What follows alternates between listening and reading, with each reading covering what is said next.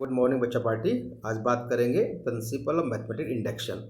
तो पहले तो हम कहेंगे कि एक्चुअल में ये इंडक्शन वर्ड होता क्या है। ठीक है, इंडक्शन है क्या। देखिए, इंडक्शन का मतलब है कि कोई भी सीक्वेंस आपके पास है, उस सीक्वेंस को आप पहले से ऑब्जर्व करेंगे कि वो किस तरह से चीज़ें आ रही हैं, और उसके बाद हम किसी रिजल्ट पे पहुंच जाएंगे। उसे ही हम क्या कहते हैं, इंडक्शन कहते हैं। जैसे एग्जांपल के लिए देखिए बेटा, मान लीजिए आपसे कोई ये पूछता है कि भाई ये कोई सीक्वेंस है जिसके 11 टर्म का सम बताइए। देखिए, वैसे तो हम क्या करेंगे, जिस पैटर्न से ये नंबर लिख रहे हैं ऐसे ही हम 11 टर्म लिख लेंगे और फिर उनको ऐड कर लेंगे, वो आपका 11 टर्म का सम आ जाएगा। नॉर्मली आपने एपी पढ़ा है, जीपी पढ़ा है ना। एपी तो पढ़ा ही है 10th क्लास में। ये किसी तरह कोई सीक्वेंस नहीं बन रही, ना एपी बन रहा है ना जीपी बन रहा है, तो हम कोई फॉर्मूला नहीं लगा सकते इसके अंदर। यहाँ हम एक पैटर्न को पहचान करेंगे। कैसे पैटर्न पहचान होगी, ये 1/2 आया, ये 1/6 आया, ये 1/12 आया, ये 1/20 आया, तो अगला टर्म क्या आएगा। देखो, 2 + 4 6, 6 + 6 12, 12 में फिर 8 जुड़ गया 20, 8 में फिर अब क्या आएगा। देखो, यहाँ 4, यहाँ 6, यहाँ 8, फिर 10 जुड़ेगा, फिर 1/30, फिर आगे 12 जुड़ेगा 1/42। ऐसे ही हम 11 टर्म निकाल कर एलसीएम लेके सोल्व कर लेंगे। ये तो हुआ एक डायरेक्ट मेथड। इंडक्शन का मतलब क्या है, उसे समझिए। इंडक्शन का एक्चुअल मीनिंग क्या होता है कि जैसे हमने ऑब्जर्वेशन देखनी है हमें, और ऑब्जर्व करके हम इसका रिजल्ट निकालेंगे। कैसे होता है, देखो बेटा, जैसे फर्स्ट टर्म कितना है इसमें, 1/2 है, तो पहले टर्म का सम तो 1/2 है, और फर्स्ट टू टर्म का सम कितना है, इन फर्स्ट टू टर्म का दोनों का ऐड किया, वो आया सर 2/3। फिर पहले 3 टर्म का सम देखे, फर्स्ट 3 टर्म का सम ये ऐड किया मैंने, और कितना है 3/4। अब यहाँ से एक ऑब्जर्वेशन आ रही है बेटा, देखिए, क्योंकि पहले टर्म का सम 1/2, दूसरे टर्म का सम क्या आया 2/3, यानी सेकंड टर्म है तो 2/3 आया। थर्ड टर्म आया तो क्या आया 3/4 आया, यानी कि जो जितने टर्म का सम निकाल रहे हैं वो ऊपर और उससे एक ज़्यादा नीचे आ रहा है, यानी 3/4। इसका मतलब अगर 7 टर्म की बात करी जाए तो ये सीक्वेंस का, तो ये आएगा 7/8। तो हमारे पास ये पैटर्न बन गया, इसका सम क्या बन गया, n/n+1 बन गया। ये एक ऑब्जर्वेशन। तो हम फाइनली इस रिजल्ट पे पहुंच गए, इसे हम इंडक्शन कहते हैं। जैसे अब इसका 11 टर्म का सम निकालें तो क्या बनेगा, 11/1 ऐड कर दें, कितना जाएगा 12 बन जाएगा। ये है इंडक्शन का मतलब। ठीक है, बट आपके पास क्या काम आने वाला है वो बताएंगे। अब देखिए, अब जैसे एग्जांपल समझिए, आपने पास यहाँ लिखा है एक स्टेटमेंट है कि n² + n इवन इंटीजर्स है। क्या कह रहा है कि क्या हम किसी भी इवन इंटीजर्स को इस फॉर्म में लिख सकते हैं क्या, और n क्या है, नेचुरल नंबर। ध्यान रखना, पीएमआई जो है हमेशा n जो होगा इसके अंदर वो नेचुरल नंबर से ही स्टार्ट होगा। क्लियर, n आपका नेचुरल नंबर ही होगा। क्लियर, इंटीजर्स के लिए नहीं होगा, ये ओनली नेचुरल नंबर के लिए। तो ये कह रखा है क्वेश्चन कि क्या इसे हम इवन इंटीजर्स कह सकते हैं, ऐसा जो लिखा हुआ स्टेटमेंट सही है क्या। तो बेसिकली हम चेक कैसे करते हैं भाई, एन की वैल्यू 1 2 3 4 5 रख के देखते हैं, फिर हम देखते हैं सर ये रखने से ठीक आ रहा है, तो हम कह सकते हैं यस ये आपके पास इवन इंटीजर्स को शो करता है। जैसे एन की वैल्यू 1 पुट किया, इस स्टेटमेंट के अंदर 2 आया, फिर इसके वैल्यू 2 पुट करा कितना आया 6 आया, फिर 3 पुट करा कितना आया 12 आया, फिर 4 पुट किया फिर कितना आया 12, फिर 5 पुट किया फिर आया 5 का स्क्वायर 25 30 आया। देखो 1 2 3 4 5 6 7 रख के देखो, हमेशा कैसा नंबर आ रहा है, इवन। इसका मतलब कोई भी नेचुरल नंबर यहाँ रखा जाए तो ये इवन नंबर को शो करता है। ये हमारे पास एक ऑब्जर्वेशन हो गया। ठीक है, इंडक्शन है एक तरह से ये। अब यहाँ हमें करना क्या है सर, क्या इतने स्टेप करने हैं, बिल्कुल नहीं करने। सिर्फ बेटा आपको 3 स्टेप करने हैं। कौन कौन से स्टेप 3 करने हैं, देखिए। अगर आपके पास जो मैथमेटिक इंडक्शन का मतलब है, कोई वेरीफाई करना है आपको कि लेफ्ट रिजल्ट और राइट इक्वल है क्या, ये क्वेश्चन आएगा में। तो यहाँ आपके पास 3 स्टेप करना है। पहला स्टेप क्या करना है कि सबसे पहले आपको जो रिजल्ट दे रखा है उसमें लेफ्ट और राइट में n=1 का रिजल्ट निकालना है, और 1 का रिजल्ट को वेरीफाई करके देखना है कि क्या उसका LHS और RHS इक्वल है क्या। पहला ये देखना है। फिर हम मान लेंगे 1 तो ट्रू आ गया, तो फिर आगे क्या करेंगे, अब 2 3 4 5 नहीं रखेंगे, हम रेंडमली मान लेंगे कोई के का मतलब बेटा कोई भी टर्म, 7th 10th 12th 100 1000 के कोई भी रेंडमली है, वो मान लीजिए वो रेंडमली टर्म n=k अज्यूम कर लेंगे, वो ट्रू है रिजल्ट, वो ऐसा मान लिया। तो जो k जब ट्रू हो गया और 1 तो ट्रू वेरीफाई कर ही लिया, और k कोई रेंडमली टर्म भी ट्रू आ रहा है, तो जस्ट इससे अगला टर्म देखेंगे, यानी k+1 भी क्या रेंडमली ट्रू आ रहा है क्या।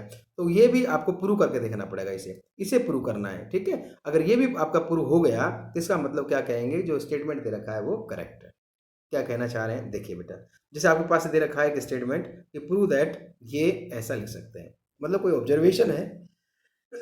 उस ऑब्जर्वेशन से कह रहा है क्वेश्चन कि इसका जो सम है ऐसा लिख सकते हैं क्या, ये आपको प्रूव करना है पीएमआई से। तो मैंने क्या कहा कि सबसे पहले स्टेटमेंट आपके पास ये दे रखा है, इसको देखना है कि एलएचएस और आरएचएस इक्वल है क्या। तो सबसे पहले हम ये आपको स्टेटमेंट लिखेंगे पीएन, ये एक स्टेटमेंट आ गया। फिर मैंने कहा n=1, तो 1 का मतलब क्या है बेटा, ये सम आ रहा है, तो P1 का मतलब है फर्स्ट टर्म का सम। अगर यहाँ P2 लिख दिया मैंने, P(2), इसका मतलब फर्स्ट टू टर्म का सम, ये ध्यान रखना। अगर यहाँ P3 लिख दिया तो मैंने क्या आया, फर्स्ट 3 टर्म का सम, ये इंपॉर्टेंट चीज़ है, ठीक है। तो मैं सबसे पहले मैंने क्या बताया, सिर्फ P1 निकालना है। P1 का मतलब होता है कि n की वैल्यू 1 रखेंगे, n की वैल्यू 1 का मतलब LHS में फर्स्ट टर्म का सम देखो कितना आ रहा है, तो फर्स्ट टर्म कितना आ रहा है बेटा, ये आ रहा है, तो इसका वैल्यू कितना आ रहा है 1.2। 1.2 का मतलब ये डॉट मतलब डेसिमल नहीं है बेटा, ये 1 इंटू 2 है, तो 1 इंटू 2 की वैल्यू कितना है, 2 आ रही है, तो LHS आपका 2 आया। तो जो राइट साइड दे रखा है वहाँ भी हम n की वैल्यू 1 पुट करेंगे, 1 पुट करा या 1 और n+1 हो जाएगा 1+1, n+2 मतलब 1+2, इसको सोल्व किया कितना आया, ये भी 2 आया, यानी कि LHS और RHS कैसा हो गया, वेरीफाई हो गया। इसका मतलब P1 क्या है आपका, ट्रू है रिजल्ट, तो पहला रिजल्ट हो गया ट्रू। अब हम रेंडमली पूछेंगे, बस सेकंड थर्ड फोर्थ नहीं निकालेंगे, हम रेंडमली मानेंगे कोई k n की वैल्यू k है, वो अज्यूम करेंगे ट्रू है, तो क्या रहेगा, तो हम ये कर लिया, लेट करेंगे ना, अज्यूम करेंगे हम, let n equal to k के लिए ये रिजल्ट आपका स्टेटमेंट ट्रू है, इसे हम pk कहते हैं, ठीक है। तो अगर ये k के लिए ट्रू है, इसका मतलब n इक्वल टू k का मतलब है फर्स्ट k टर्म का सम, ध्यान रखना, n इक्वल टू k का मतलब क्या होता है कि अप टू k टर्म तक का सम, तो ये first term, second term, third term, तो अप टू k का मतलब लास्ट में क्या लिखा हुआ था बेटा, लास्ट में जो लिखा था अपने पास ये लिखा था अप टू एन टर्म, ये अप टू एन टर्म लिखा है। हम के लिए निकालेंगे तो क्या करेंगे, अप टू के टर्म के लिए निकालेंगे, तो यहाँ एन की वैल्यू के रख देंगे, तो यहाँ से यहाँ तक का पूरा के टर्म आ जाएगा। तो क्या बन गया ये, first term, second term, third term, dot dot, फिर लास्ट की एन के टर्म के लिए, मतलब जो एन आ रहा है वहाँ रिप्लेस के से कर देंगे, वो के इंटू k+1, ये अप टू के टर्म का सम हो गया, इक्वल टू राइट साइड में के रखना है आपको, ये आ गया, इसका मतलब हमने मान लिया कि ये रिजल्ट ट्रू है, ठीक है। अब इससे नेक्स्ट टर्म यानी कि k+1 टर्म का सम निकालना है आपको, ये आपको टू प्रूव करना है। तो k+1 के लिए क्या प्रूव करना है कि जो आपको यहाँ k+1 का मतलब है अप टू k+1 टर्म, तो भाई के टर्म तो यहाँ तक होगी आपकी, ये तो के टर्म होगी, इससे अगली टर्म निकालनी है, तो हम क्या रखेंगे, जो क्वेश्चन में n दे रखा है वहाँ k+1 रखेंगे, या यहाँ k दे रखा है, यहाँ k+1 कर जाएंगे, तो ये बन जाएगा, यहाँ k लिखा हुआ है बेटा, ध्यान रखना, ये निकालना अच्छी तरह से, k लिखा हुआ है तो k+1 ये आ गया, तो यहाँ सेकंड में k+1 लिखा है यहाँ, तो k को हटा क्या लिख देंगे k+1, तो k+1+1 कितना आ गया k+2 इक्वल टू, यहाँ भी आपको k+1, तो आप ये ध्यान रखना, ये n की जगह रखना है, तो n की जगह मतलब यहाँ ध्यान रखना, ये जो n लिखा हुआ है यहाँ k+1, यहाँ k+1, राइट साइड में भी जो n लिखा हुआ है आपके पास, ये n लिखा है, यहाँ k+1, यहाँ k+1, n की जगह हम k+1 रखेंगे, ठीक है। इसका मतलब आपको ये सीक्वेंस, अब ये पैटर्न जो है ये इसको इक्वल आया, इसको आपको प्रूव करना है, ध्यान रखना, क्लियर है।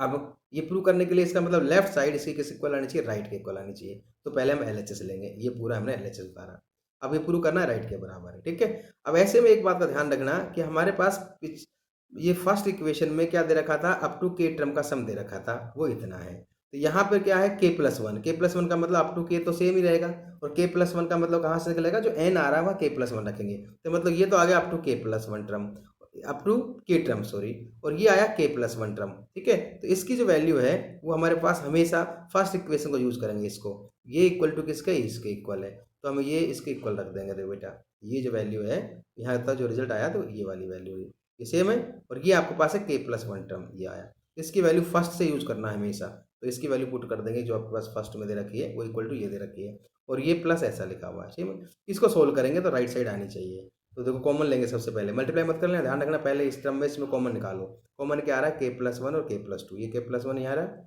ये k+2 रहा, ये कॉमन लिया, कॉमन लेने के बाद यहाँ से क्या बच गया k+3, यहाँ सब कुछ निकल गया, मतलब +1 बच गया। अब इसका जो कॉमन लाने के बाद ये बच गया, इसका एलसीएम लेंगे, 3 एलसीएम आया, 3 × 3 ये k+3 आया, ये रिजल्ट आया हमारे पास RHS। अब ये आपके पास का इक्वल है क्या RHS के, देखिए RHS क्या दे रखा k+1 का, ये k+1 का RHS ये दे रखा k+1 k+2 k+3/3, सेम है क्या, बिल्कुल सेम है sir, k+1 k+2 k+3/3 RHS है, इसका मतलब k+1 इज ट्रू, हेंस क्या कह सकते हैं, इसका मतलब जो स्टेटमेंट है वो ट्रू है फॉर ऑल नेचुरल नंबर, इस तरह से प्रूव करना, ओके बेटा।